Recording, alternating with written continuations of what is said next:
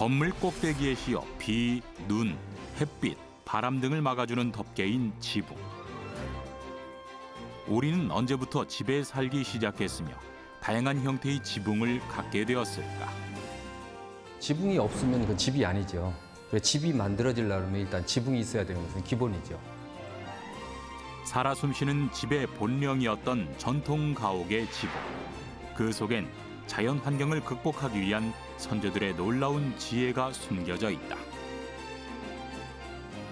배수를 빨리 시킬 수 있는 곡선을 도입한 것이 한국 지붕이라고 볼 수가 있죠.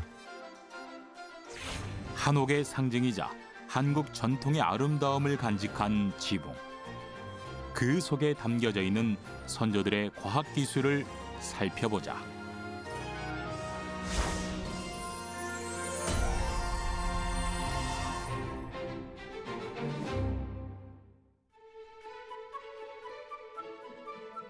도심 속 고궁에서 그 위엄과 위용을 자랑하는 지붕.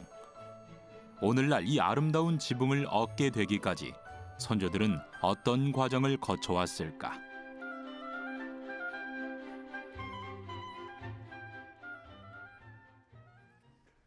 우리는 언제부터 집에서 살기 시작했고 초가, 억새, 너와기와 등 다양한 지붕의 형태를 갖게 되었을까요?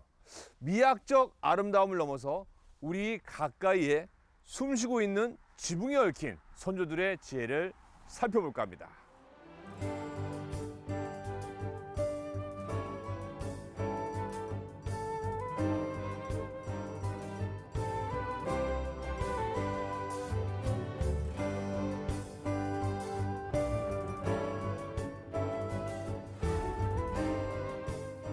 시간을 거슬러 선사시대로 올라가면 그 첫 단추를 짐작해 볼 수 있다. 이제 그 당시야 이제 아무래도 자연에 있었던 그런 재료들을 이용해서 지붕을 만들었겠죠. 그때 이제 움집이겠습니다만 움집 위는 대개 이제 억새를 이용해서 아니면 지푸라기나 이런 걸 이용해서 주변에서 쉽게 구할 수 있는 뭐 나무 잎도 되겠죠.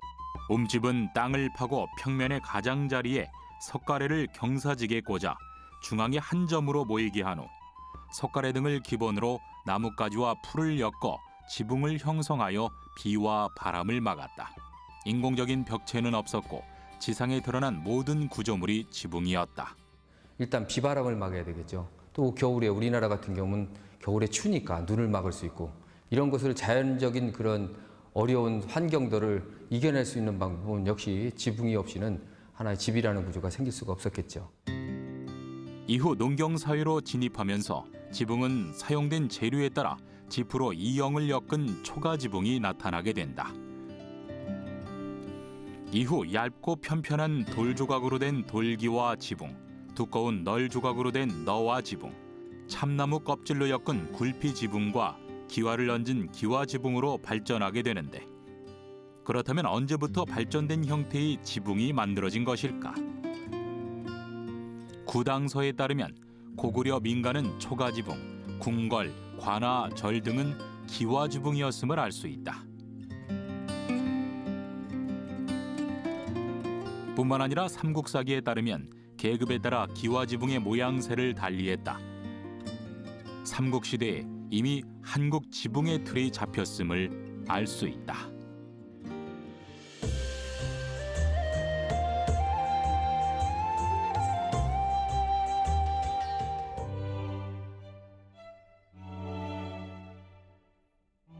한눈에 봐도 마음을 편안하게 하는 부드러운 담장이 사람의 발길을 붙드는 것.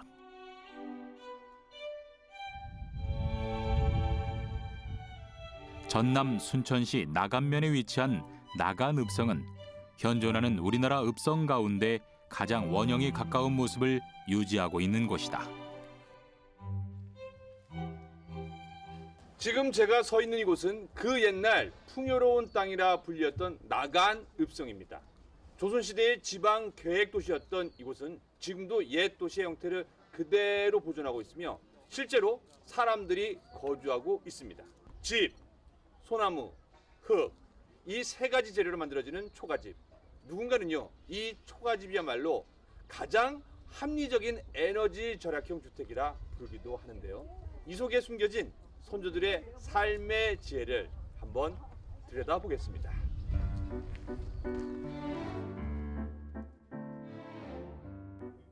오랜 이기가 낀 성벽은 물론 읍성 안에 동헌과 초가집 등이 남아있어 조선시대 도시의 모양을 제법 잘 보존했다.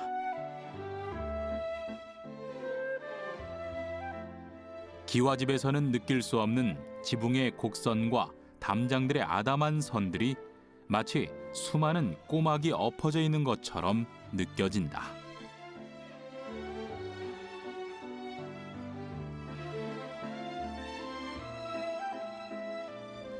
이 옛날 초가집 그대로 돼 있네. 대단해. 안녕하세요. 아유, 안녕하세요. 아유 반갑습니다. 이거 나가름성 자주 옛날에도 오셨죠? 네, 한 몇 번 왔었는데. 아, 근데 깜짝깜짝 놀라는 게 지금도 그냥 그대로 멈춰 있는 것 같아요. 현재 108가구에 한 250명 정도 실제 거주를 하고 계십니다. 일명 살아있는 민속마을을 이렇게. 과거 대표적인 서민주택인 초가집은 추수를 마친 벼의 짚을 이용해 지붕을 만들었다. 해마다 이영을 얻는 일은 추수 후 꼭 해야 하는 한 해살이 중 하나였다.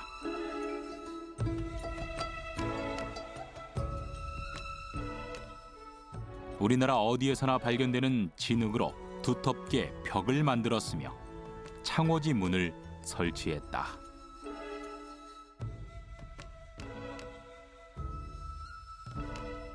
이제 청동기 시대 때 이후 쌀 농사가 본격화되니까 가장 흔한 재료가 벼가 된 거죠. 벼단. 근데 이제 벼를 가지고 이제 초가를 얹기 시작한 것이 보편화가 돼서 가장 흔하고 많이 볼 수 있는 것은 벼를 올린 초가가 되는 거고요.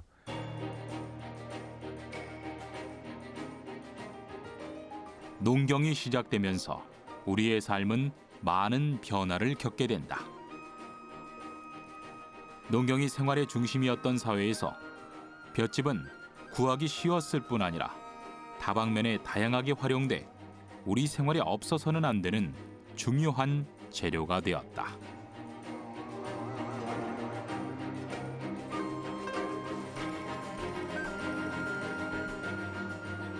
우리가 옛날에 그 아기를 출산할 때 가장 먼저 준비하는 게 이 볏짚이었거든요. 그리고 아기가 어머니로부터 영양분을 공급받았던 태반도 이 볏짚에 묶어서 태실에 묶거나 아니면 태워줬고, 우리가 볏짚에서 나오는 알곡 쌀이죠. 이걸 주식으로 써먹고, 우리가 마지막 이제 뭐 제사상으로 갈 때 볏짚에 묶여서 갔죠. 그래서 볏짚은 우리 사람과 뗄래야 뗄 수 없는 그리고 아주 깊은 인연을 가지고 있다. 그러니까 뭐 당시에 초가집뿐만 아니라 우리가 태어나서 죽기까지의 모든 그러죠. 일상과 연관이 되거든요.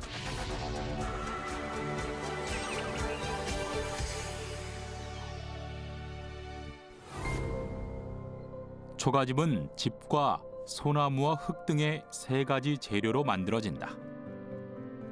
짚으로 만든 지붕은 가벼워서 기둥에 거의 압력을 주지 않으며 여러 겹을 겹쳐 올려 비가 오거나 눈이 녹아도 짚의 결을 따라 흘러내려 잘 새지 않는다.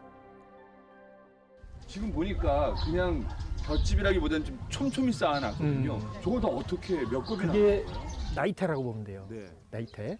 나무를 자르면 나이테가 있잖아요. 있죠. 그게 한 켜 한 켜가 1년.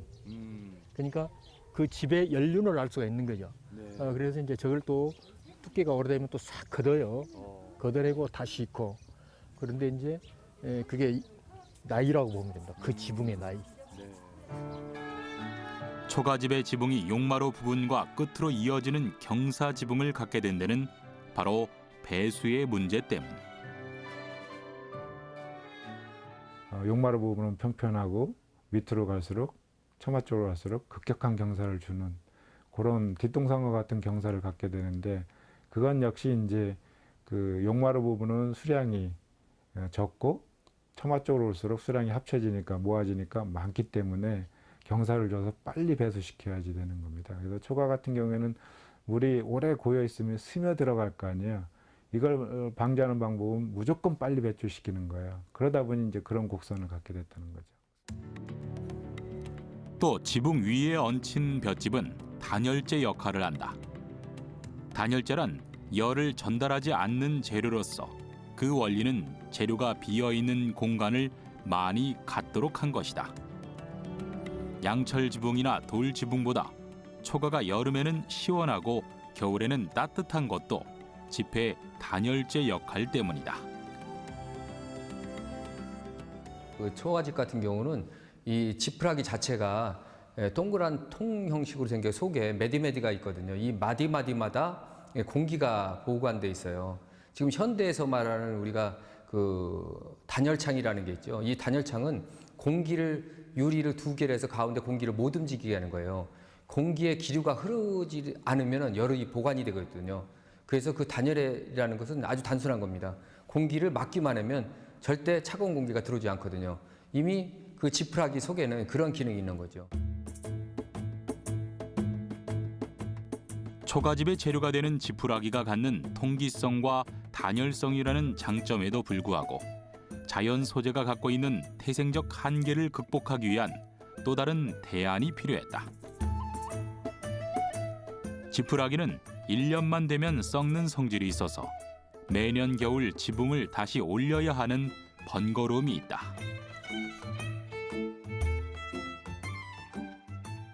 조선 후기에 가옥은 주로 초가였겠죠. 초가가 대부분인데 가장 초가의 문제는 매년 바꿔야 되고 비가 잘 새고 거기에다가 화재 위험이 큽니다. 화재 위험도 한 번 불나면 이제 다 아시다시피 전체 마을 전체가 전소되다시피 하니까 이제 여러 가지 이런 문제점들이 있기 때문에 기와로 빨리 바꾸자는 취지의 이야기를 하고 있습니다. 그렇게 하기 위해서는 여러 가지 이제 아이디어를 동원해야 하는데 폭우가 쏟아지거나 지속적인 장마의 속수무책인 초가집. 뿐만 아니라 한 집에 불이라도 난다면 마을 전체로 번지는 아찔한 상황. 사람들은 초가집을 대체할 다른 집을 고민하기 시작했다. 그런데 돌이나 기와를 지붕으로 삼으려면 비용 문제가 가장 큰 걸림돌. 비용 절감을 위해 개를 만들기 시작했다. 우리가 알고 있는 일반적인 개의 취지를 생각하면 되겠습니다. 그러니까 큰 돈을 한꺼번에 못 모으니까 차근차근 모아서 조금씩 모아서 서로 한쪽에 밀어주고 또 이쪽 집에 밀어주고 하는 그런 방식으로 기와를 마련하자는 거죠.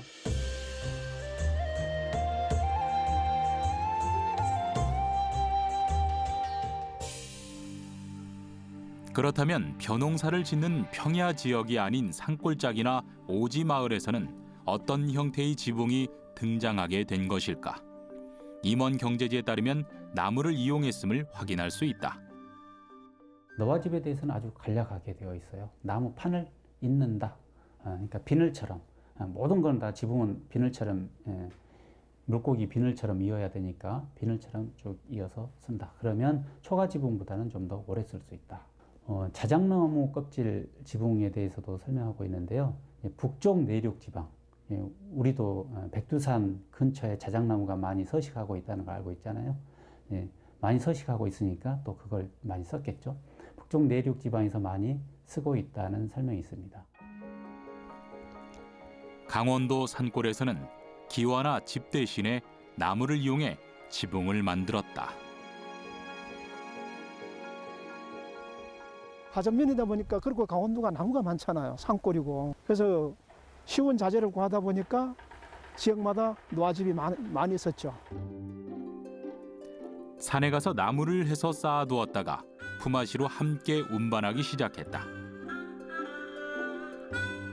품이 많이 드는 일이기에 막걸리나 음식을 내서 먹으며 서로를 도운 것이다. 그렇게 너와 집은 이웃 사람들의 품앗이가 있어야 완성될 수 있는 집이었다.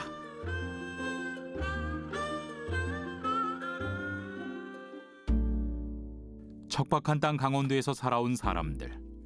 겨울이면 수북하게 쌓이는 눈에서 살아가는 방법으로 설피를 신고 너와를 얹었다.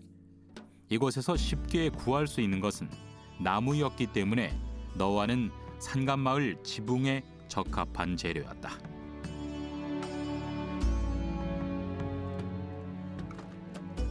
겨울을 따라 도끼로 쪼개서 얹어두면 여름에는 바람이 통해 시원하고 겨울에는 너와 위로 눈이 쌓여 보온 효과가 있는 것으로 알려져 있다. 이를 위해 너와를 다듬는 방법에는 너와 집에서 가장 중요한 선조들의 지혜가 숨겨져 있다. 뭐 뒤틀린 것 있고 골이 졌잖아요. 골 진 이유는 그 물이 옆으로 가지 말고 똑바로 흘러내리라고 이렇게 해서 쪼개서 덮었던 거예요. 가장 중요한 건 뭐가 있냐면은 이 너와를 제작할 때 톱으로 썰어서 만들면 안 된다는 거예요. 도끼로 반드시 쪼개서 만들어야 서뭇골이 살아 있어 가지고 나무도 다 썩지 않고 배수 능력도 뛰어나다는 거죠. 그 수명도 역시 달라져요. 이게 너와를 톱으로 킨 거는 한 2, 3년이면은 썩어버리고 도끼로 뽀갠 건 한 10년까지 가요. 그 정도 수명 차이가 있는 걸로 봐서 이 서뭇골을, 나무의 서뭇골을 이용한다는 그 과학적 원리가 너와 지붕에는 숨어 있다고 볼 수가 있습니다. 집안에서 올려다보면 송송 뚫린 구멍 사이로 하늘이 보인다. 무언가 미완성의 작품 같지만 이것이 너와 지붕이다. 언뜻 보기에 눈비가 내리면 천장 곳곳에서 물이 뚝뚝 떨어질 것 같다. 지금 그 천장을 보면은 그 하늘이 쳐다보일 듯이 환하게 보이잖아요.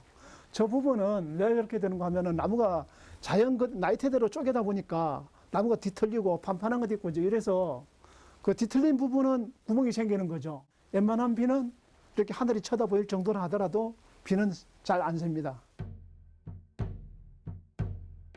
하지만 너와 지붕은 강원도 산골의 환경에 적응된 건축법이다. 습기를 받으면 차분히 가라앉는 성질 때문에 너와 집은 비가 새지 않는다. 또한 뚫린 구멍으로 바람이 오고 가니 환기도 잘 되고 적당한 습도도 유지된다.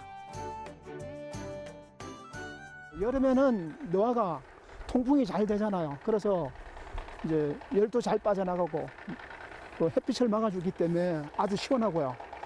그리고 뭐 겨울에 눈이 아무리 많이 와도 이 집이 뭐 무너지거나 그런 건 없어요. 너와 집은 구조도 다르다. 미음자형의 집안에 축사가 있다. 귀한 재산인 가축을 야생 동물로부터 보호하고 겨울에도 따뜻하게 하기 위함이다. 옛날에 조상들도 아주 지혜로웠다고 생각을 해요. 왜? 부엌도 안에 있죠. 화장실만 밖에 있어요.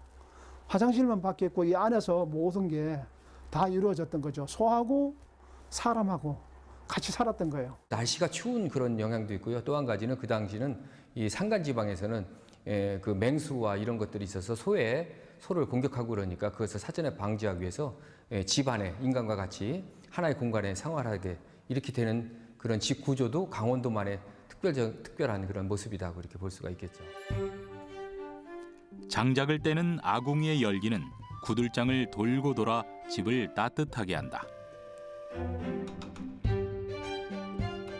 아궁이와 방 사이에는 두둥불이라 하여 집안을 밝히는 불을 피웠고 그 아래는 화티라는 불꽃을 담아두는 공간도 있다.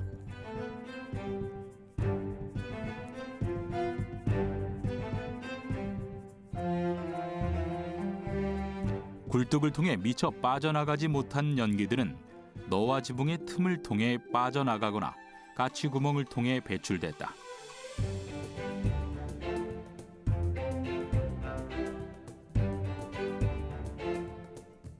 그 흐름은 너와의 수명에도 영향을 미쳤다.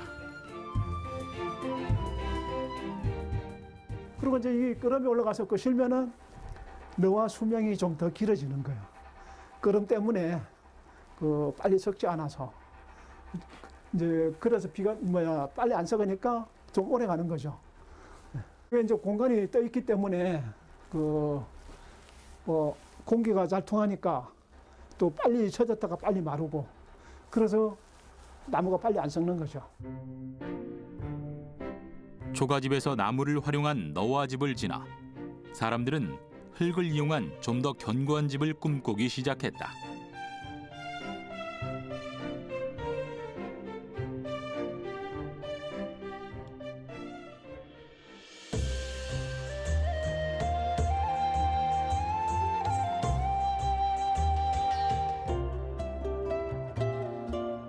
우리 곁에 아직 남아있는 다양한 기와 지붕의 형태를 만날 수 있는 곳, 경상북도 고령의 계실마을.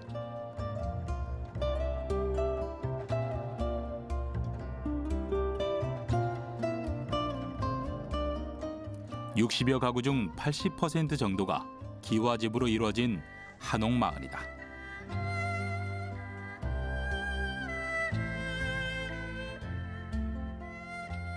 오늘 저는 아주 귀한 마을에 와 있습니다.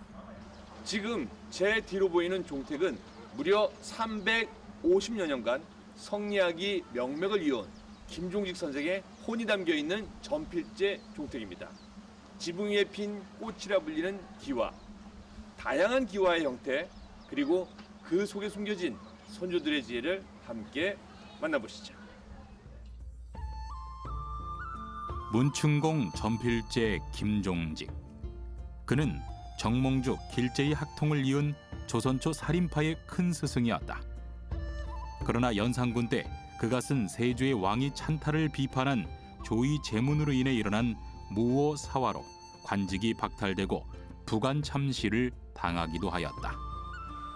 여기가 전필제 종택이구나.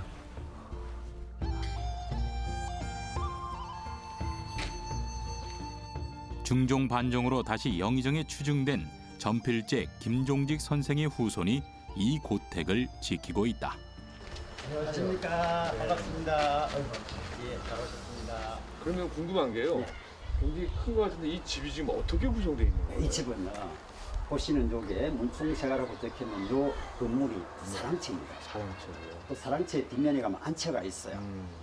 또 왼쪽에 보면 흑간채가 하나 있어요. 오른쪽에 보면 중사랑채가 있어서 네. 미음자 형식으로 구성되어 있습니다. 아, 근데 다 한 집이네요. 예, 한 집이죠. 전체적으로 미음자 형태로 사랑채, 안채, 고방채, 중사랑채로 이뤄진 건물로 1800년대 조선 후기의 양식을 엿볼 수 있다.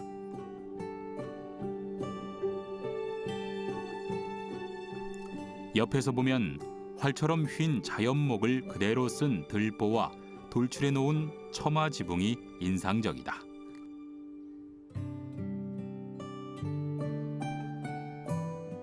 전필제 선생이 성리학의 대가인데도 불구하고 나는 내 후손들이 그렇게 떵떵거리게 살지 말고 선비답게 살았으면 좋겠다. 그래서 아주 청렴하게 집도 앞에 집으로 지었어요.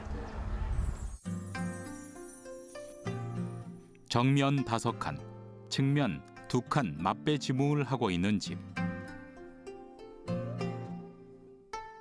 처마를 마주대고 있는 형상의 맞배 지붕은 용마루와 내림마루만 있는 가장 단순한 형태의 지붕. 짓기에 편리하고 검소한 생활 양식을 엿볼 수 있는 지붕인데 그 내부는 어떤 모습일까? 색깔이가 이렇게 쭉 나와 있죠. 네. 이제 또 안에 보면 천장이 다 보이죠. 이런 식의 지붕의 형태를 연등식 천장이라고 부르는데 연등식이라고 부르는데 색깔이 환하게 다 보이죠. 요거는 맞배 지붕에서만 볼 수 있는 겁니다. 그러니까 요렇게 예, 마주 보는 거. 요렇게 예. 해놨구나. 그래서 쭉 빠져나가서 물이 잘 빠지도록 하기 위해서 이런 구배를 맞췄고요. 맞배 지붕의 대표적인 건물인 수덕사 대웅전. 앞면 3칸, 옆면 4칸 크기이며 지붕은 옆면에서 볼 때 사람 인자 모양을 한 맞배 지붕으로 꾸몄다.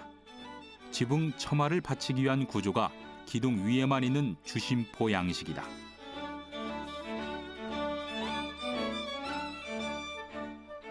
사랑채를 돌아 들어오면 보이는 중사랑채. 중사랑채는 우진각 지붕으로 꾸몄는데 우진각은 지붕의 측면이 삼각형으로 측면의 꼭지점이 용마루와 만나는 형태이다.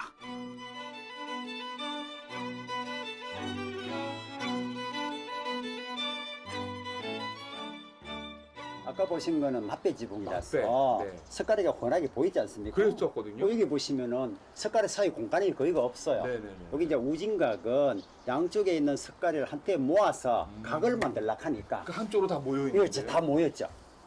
이게 우리 또 우진각 지붕의 전통적인 색깔의 모형이에요. 자, 만약 이게 사이가 넓게 되면은 집이 각이 벌어지겠죠. 네네네. 그래서 목수들이 엄청나게 신경을 썼던 겁니다. 촘촘하게 엮었다. 우징각은 우리나라의 전형적인 것이면서도 예술적인 감각을 살린 곳이다. 국보 1호 숭례문은 중층 구조로 만들어져 있는데 우징각 지붕을 얹어 그 아름다움과 위용을 뽐낸다. 우징각 지붕은 용마루와 추녀 마루로 구성되어 추녀 끝을 올려 안정감과 아름다움을 표현한다.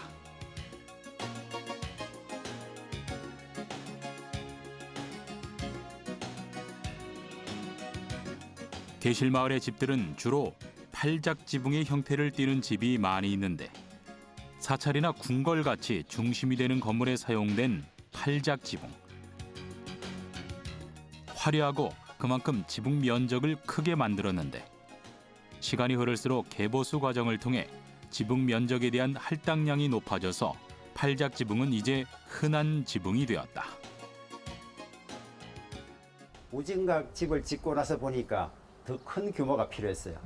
재물도 따르지 권력도 따르니까. 사람도 많이 늘어났죠. 그렇죠. 그러니까 집을 크게 짓는데 이런 형태의 집을 우리가 팔작 지붕이라고 부릅니다. 팔짝이 어떤? 팔작이라는 네. 위에 이제 삼각형이 있고 합각이 있고 밑에 보면 처마가 내려오는 게 한문으로 8팔자같이 생겼다고 팔작.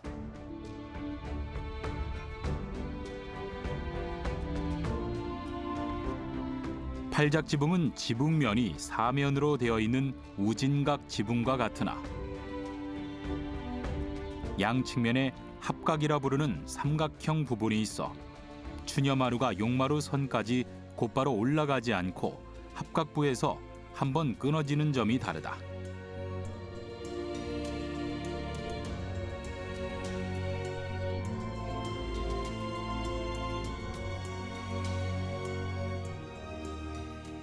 대표적인 곳이 부석사 무량수전이다. 어떤 군집이 되는 그런 건물 안에서의 팔작 지붕은 그 사찰이면 사찰, 거기서 가장 중심이 되는 건물. 궁궐 같으면 가장 거기서도 중심이 되는 건물은 팔작 지붕을 했죠. 화려하기도 하고 그만큼 지붕 면적이 크게 만들었죠. 즉 지붕 면적이 크면 넓으면 넓은 만큼 그만큼 화려함이 더하기 때문에 그렇거든요.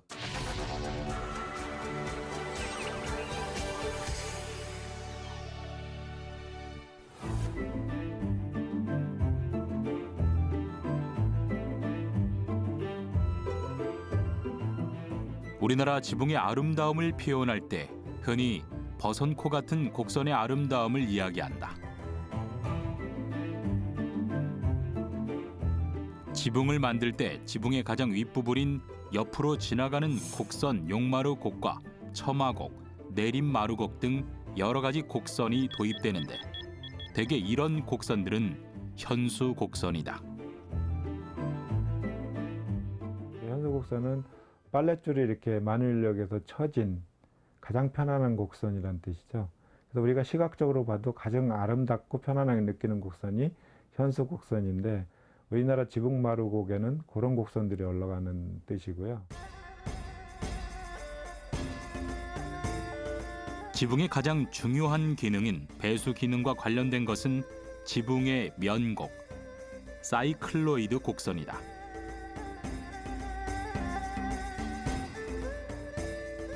지붕의 가구를 구성하거나 기와를 올릴 때 물매나 면곡을 가장 중요하게 생각했다.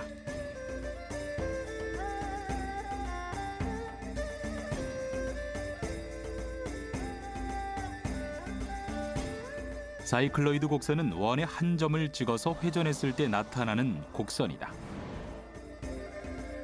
그 곡선의 특징은 빗물을 똑같이 떨어뜨린다고 가정했을 때 직선하고 사이클로이드 곡선을 비교하면 사이클로이드 곡선이 가속도가 붙어서 훨씬 더 빨리 떨어지는 원리다.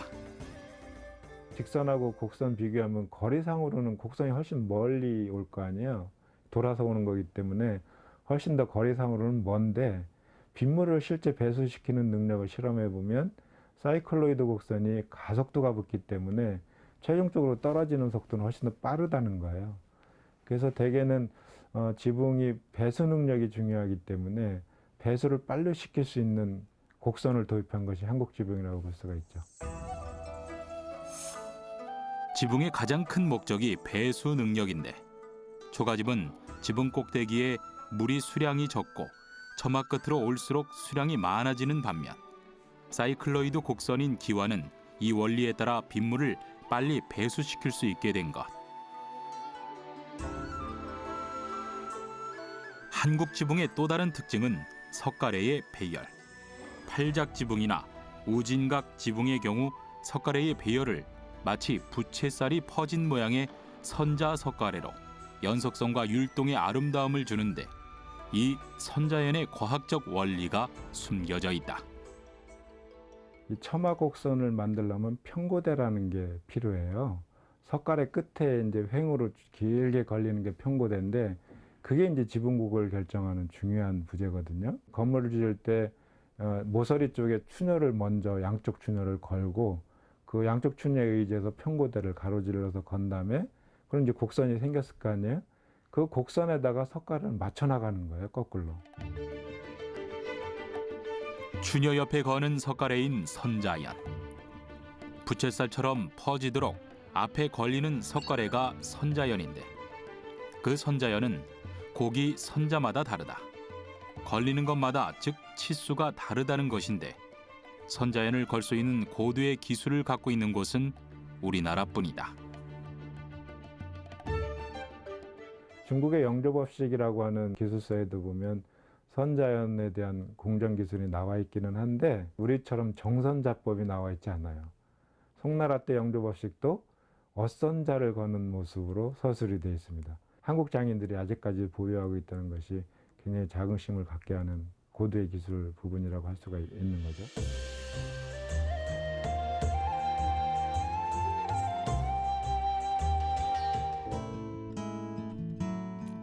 과학적 설계가 담겨 있는 지붕. 그런데 그 지붕을 올리는데 기와는 어떤 역할을 한 것일까? 실제로 계실마을의 기와는 대부분 전통 기와를 사용하고 있는데 전필제 종택을 개보수하는 과정에서 나온 기와들을 살펴보면 그 모습이 아직까지도 잘 보존되어 있고 그 단단함과 아름다움이 전해져 내려오고 있다.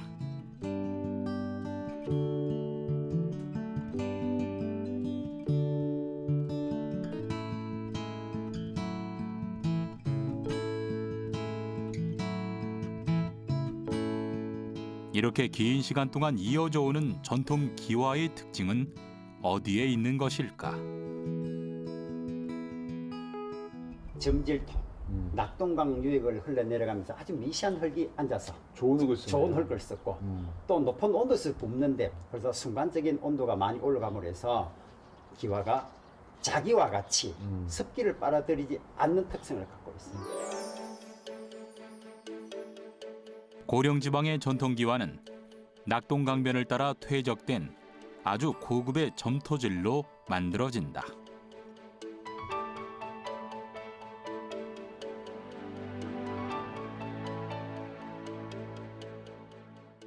고령 쪽의 흙이 속에 그 철분 성분이 조금 더 많습니다. 그래서 이제 같은 온도로 기와를 굽더라도 조금 더 강하고 그리고 물을 덜 흡수하는 그런 특성이 있습니다.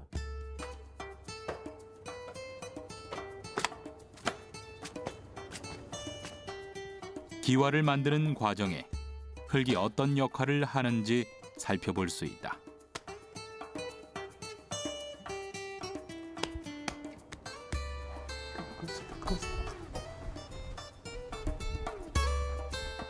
실제로 한식 토기와를 만드는 과정은 기본적으로 제토, 성형, 건조, 소성 등 5단계로 나뉜다.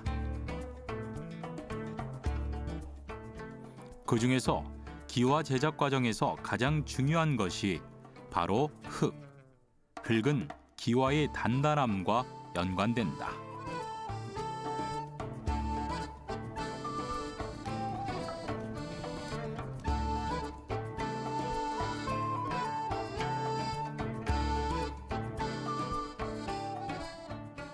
저희가 이 인근의 흙들을 뭐 여러 가지 사용해 봤는데 그 실제로 이 퇴적된 2차 점토가 제일 교형으로 잘 맞았었습니다.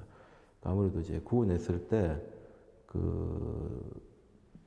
이 성형될 때 이제 가소성도 좋았었고, 그리고 건조할 때 파손율도 줄고, 그리고 기와를 구워서 만들었을 때 겨울철에 이제 얼었다 녹았다 물이 흡수돼서 얼었다 녹았다를 반복하면서 이제 터져나오는 그 동파 현상 자체도 없어지고요.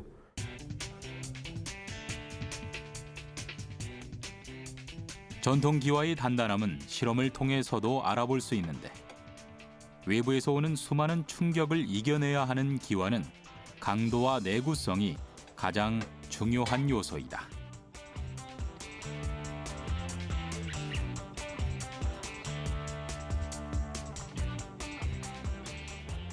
강도 테스트 하는 걸 보셨는데요. 여기 지금 케이스 규정은 2,800N입니다. 현재 지금 이 제품은 7,034N이 나왔고요. 이 강도를 이제 세게 하기 위해서는 사람들이 보통 이제 온도를 많이 이제 높여가지고 구우면 된다 생각을 하는데, 실제 쭉 보셨던 이제 흙 전처리 과정부터 건조, 그 모든 과정이 일련의 과정이 이제 통합돼서 관리가 되어야지만 됩니다. 강도가 제일 중요한 부분은 지붕에서 기와를 시공할 때 와공들이 기와를 밟고 다닙니다. 그때 이제 일단 시공할 때 깨지지 않아야 되고, 그리고 모박이나 이런 것들이 왔을 때도 그 충격에 견딜 수 있어야 되고, 그런 부분들이 이제 강도와 연관이 있습니다. 그리고 강도가 높은 제품들이 기본적으로 흡수율이 낮습니다. 조선시대에는 논에 있는 흙을 활용해서 기와를 구웠는데, 논에서 가져온 흙에는 지푸라기와 여러 가지 풀뿌리, 모래와 자갈들이 같이 들어있는 상태. 순수한 흙이 아니라 다른 점토나 미생물도 포함되어 있었던 것이다.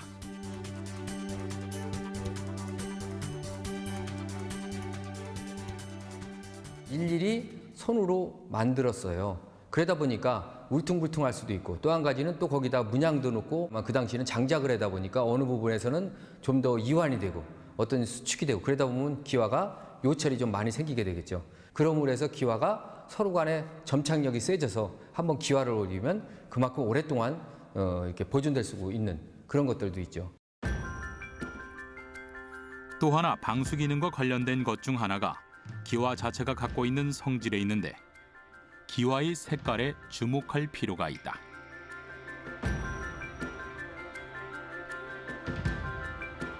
우리나라에서 기와를 제작하는 과정에 탄소를 주입시키는데, 마지막 굽는 과정에서 소나무를 태워 나오는 그 얼음을 기와 속까지 들어가게 입히는데, 그 탄소라는 것이 사실 방수의 탁월한 물질이다.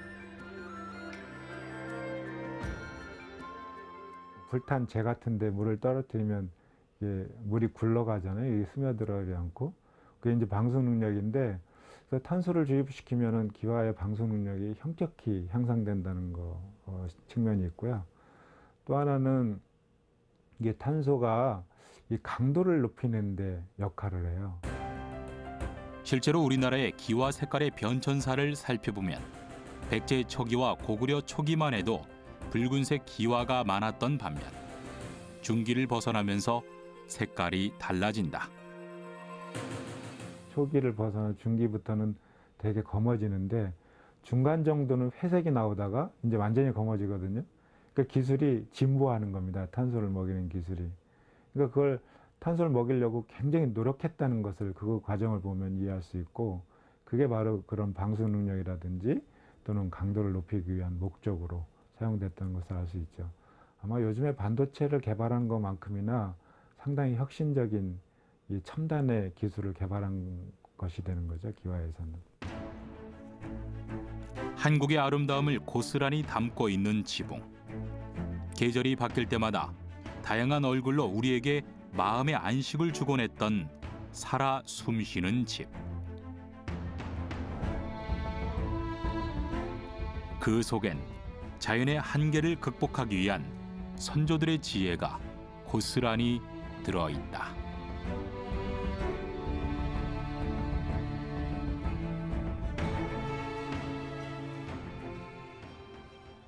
동굴에서 살기 시작하다 추위와 더위를 피하기 위해 집이라는 공간을 얻게 되기까지 지붕은 집을 이루는 데 있어서 가장 중요한 구성 요소였습니다. 특히 우리나라 한옥에서 지붕은 한옥건축의 백미라 불리는 경사지붕에 있는 게 아닐까 싶은데요.